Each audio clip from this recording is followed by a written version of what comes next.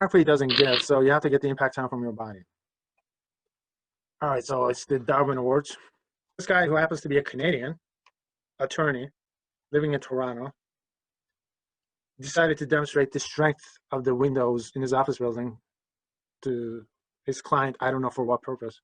So he runs to the window and puts his shoulder, and window gives. He plunges to his death.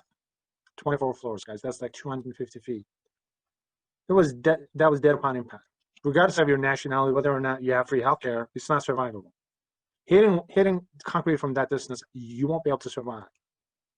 Concrete doesn't get. All right, how about a cat? Cats are said to have 9 lives. Do you think that the cat would do better than a human being from that distance? What do you guys think? Yes.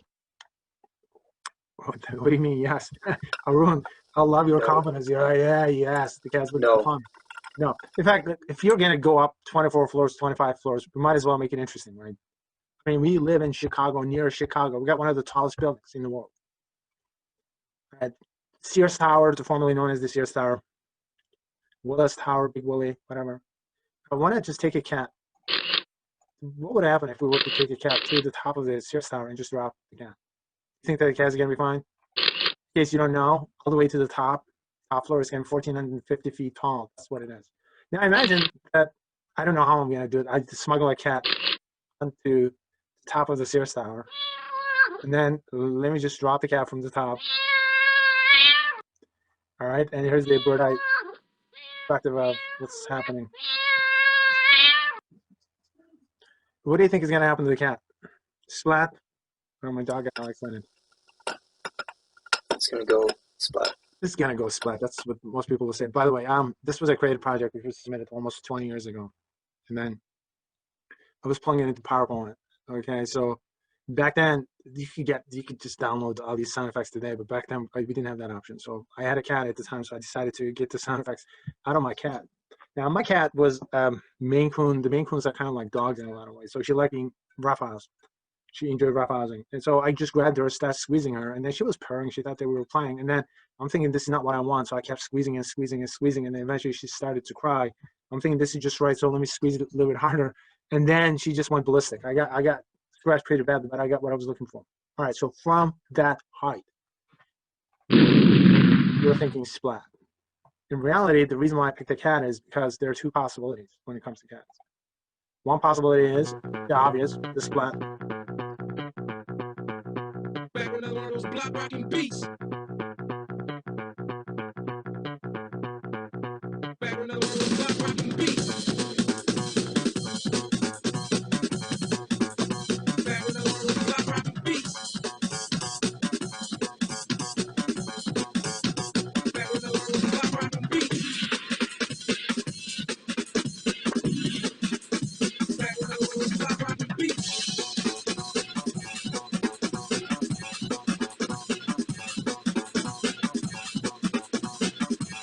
Out of 2 possibilities, splat or survive, I got news for you guys. Cats will be fine. This is called a mind twister.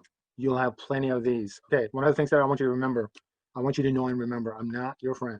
I'll set you up for failure. All right? I'll teach you the facts, and I'll make sure that you understand the concepts. And the only way I know that you get the concepts is through these mind twisters. A lot of these tests, especially the conceptual portion of the test, are really, really tough to do because I'm looking for details which are usually not there. I set you guys up. Everything that we discussed so far is boom, boom, boom. You're hitting concrete. It's not survivable, blah, blah, blah. And all of a sudden, a cat does it, and the cat will be fine. In fact, the longer the distance of fall is, the better the cats will do. Anything over 70 feet, no problem for a cat. Anything under 70 feet, still maybe survivable. Injuries tend to be a lot more severe. So the question is, how would I know that? I'm here to demonstrate how This phenomenon has a name. It's called the high-rise syndrome. Whisker's new savory nuggets with crispy outsides and soft centers compare to a typical dry cat food. Observe the difference at impact. Now ours. Trying this again. These cats are totally ruining the experiment. It's called high-rise syndrome because it happens to cats living in high-rises. A lot of cats end up falling from buildings chasing cat food. When we talk about cat food, I don't mean dry cat food. I'm talking about things that the cats may find interesting, like the birds flying around. If the cat is on a balcony, if there's a bird nearby, the cat is going to chase it. If the cat is on a windowsill, once again, if there's a bird, okay, they will once again go after it. A very different rescue Or the worst case was undertaken across the country atop a burning building in Los Angeles, California. A tabby cat had found herself trapped on the roof of a single-family two-story home. As flames consumed the building, the anxious family members waited for news of their loved ones trapped inside. A brave fireman made his way to the first-floor roof. The frightened cat looked on as her rescuer approached. The fireman needed to get inside to search for human occupants, but he wasn't going to neglect the poor cat, who was too frightened to move. Quickly, the fireman grabbed the animal under her chest. Okay, so you know what he's about to do, right? He's about to toss the cat away. Okay, so would he do that with elderly? You know, somebody's child? Absolutely not. Baby?